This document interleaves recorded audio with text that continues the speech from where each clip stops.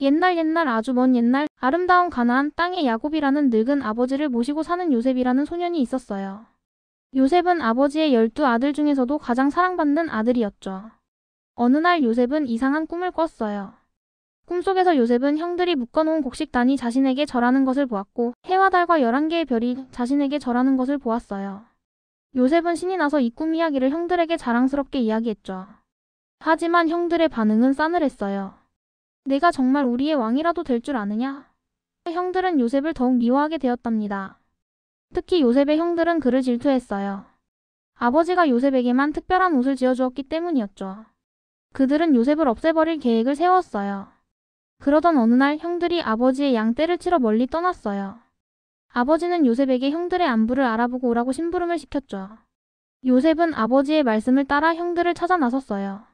멀리서 요셉이 오는 것을 본 형들은 다시 한번 요셉을 해치려는 음모를 꾸몄어요. 하지만 맏형 르우벤은 동생을 죽이는 것만은 막고 싶었어요. 르우벤은 요셉을 깊은 구덩이에 던져버리자고 제안했죠. 나중에 몰래 와서 요셉을 구해줄 생각이었거든요. 형들은 요셉의 옷을 벗기고 그를 구덩이에 던져버렸어요. 마침 그때 이집트로 향하는 상인들이 지나가는 것을 보았죠. 유다는 형들에게 요셉을 상인들에게 팔아넘기자고 제안했어요. 그렇게 하면 요셉을 죽이지 않고도 없앨 수 있었으니까요. 형들은 은 20개의 요셉을 상인들에게 팔아넘겼어요. 그리고 아버지에게는 요셉의 옷에 짐승의 피를 묻혀서 요셉이 맹수에게 잡아먹혔다고 거짓말을 했죠. 슬픔에 잠긴 야곱은 아들을 잃은 슬픔에 잠겨 깊은 슬픔에 빠졌답니다. 한편 이집트로 끌려간 요셉은 바로 왕의 신하인 보디발의 집에서 종살이를 하게 되었어요. 하지만 요셉은 낙심하지 않았어요. 그는 성실하고 정직하게 일했고 하나님은 요셉이 하는 모든 일을 축복해 주셨죠. 요셉은 보디발의 신임을 얻어 그의 집안일을 모두 맡아 관리하게 되었어요. 그러나 요셉의 인생에 또 다른 시련이 닥쳐왔어요. 보디발의 아내가 요셉을 유혹했지만 요셉은 이를 거절했죠. 앙심을 품은 보디발의 아내는 요셉이 자신을 덮치려 했다고 거짓으로 고발했어요. 억울하게 누명을 쓴 요셉은 감옥에 갇히게 되었어요. 하지만 요셉은 감옥에서도 좌절하지 않았어요. 그는 다른 죄수들을 돕고 그들을 격려했죠. 그러던 중 요셉은 꿈을 해석하는 특별한 능력이 있다는 것을 알게 되었어요. 어느 날 왕의 술 맡은 관원장과 떡 굽는 관원장이 같은 날 밤 꿈을 꾸었어요. 요셉은 그들의 꿈을 정확하게 해석해 주었고 그의 해석대로 술 맡은 관원장은 복직되고 떡 굽는 관원장은 죽임을 당했어요. 2년 후 이집트의 바로 왕이 이상한 꿈을 꾸었어요. 아무도 왕의 꿈을 해석하지 못하자 술 맡은 관원장은 요셉을 떠올리고 왕에게 요셉을 추천했어요. 요셉은 왕 앞에서 꿈을 해석했고 왕은 요셉의 지혜에 감탄했어요. 요셉은 왕의 꿈을 통해 앞으로 7년 동안 풍년이 들고 그 후 7년 동안 끔찍한 흉년이 들 것이라는 것을 예언했어요. 그는 왕에게 흉년에 대비하여 곡식을 비축할 것을 조언했고 왕은 요셉을 이집트의 총리로 임명하여 모든 일을 맡겼답니다. 요셉의 지혜로운 통치 덕분에 이집트는 7년 동안 풍족한 수확을 거두었고 흉년에 대비하여 많은 곡식을 비축할 수 있었어요.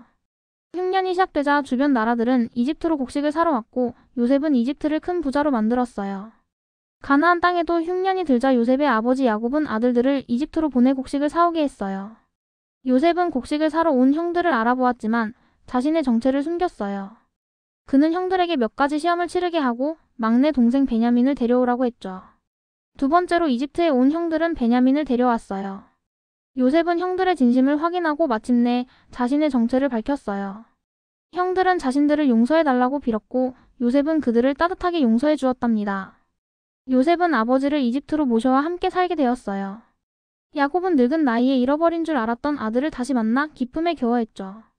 요셉은 아버지와 형제들을 극진히 보살폈고 그들은 이집트 땅에서 평안하게 살았답니다. 오랜 시간이 흘러 야곱이 죽음을 맞이하게 되었어요.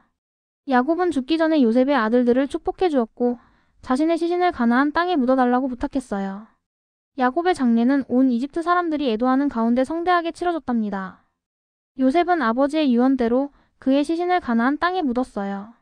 그 후에도 요셉은 형제들과 그들의 가족을 계속해서 보살폈고 이집트 땅에서 평안하게 살았답니다. 요셉은 110세의 나이로 세상을 떠났고 그의 유언대로 그의 뼈는 훗날 이스라엘 백성이 가나안 땅으로 돌아갈 때 함께 옮겨졌답니다. 요셉의 이야기는 고난과 역경 속에서도 희망을 잃지 않고 자신의 능력을 발휘하여 성공을 이루는 과정을 보여주는 감동적인 이야기입니다.